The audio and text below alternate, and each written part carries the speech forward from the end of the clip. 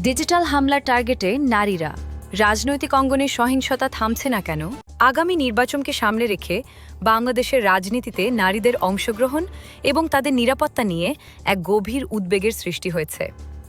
বিশেষ করে অনলাইনে তাদের প্রতি হওয়া সহিংসতা গণতন্ত্রের মূল ভিত্তিকেই দুর্বল করে দিচ্ছে। গতকাল ঢাকাতে অনুষ্ঠিত এক উচ্চ পর্যায়ের সংলাপে এই উদ্বেগ প্রকাশ করে অবিলম্বে ব্যবস্থা গ্রহণের আহ্বান জানানো হয়েছে। রয়্যাল নরওয়েজিয়ান দূতাবাস, সুইজারল্যান্ডের দূতাবাস এবং ইউএন উইমেনের যৌথ আয়োজনে এবং বৈশ্বিক 16 days of activism against gender based ভায়োলেন্সের অংশ হিসেবে এই আলোচনা অনুষ্ঠিত হয়। সংলাপে মূলত যে বিষয়টির ওপর আলোকপাত করা হয়েছে তা হল কিভাবে অনলাইন হয়রানি, যার মধ্যে রয়েছে সাইবার স্টকিং, ব্যক্তিগত তথ্য ফাঁস, ডক্সিং এবং মানহানিকর প্রচারণা, তা নারীদের ভয় দেখিয়ে রাজনীতি থেকে দূরে সরিয়ে দিচ্ছে। বক্তারা মনে করছেন, নিরাপদ ডিজিটাল পরিসর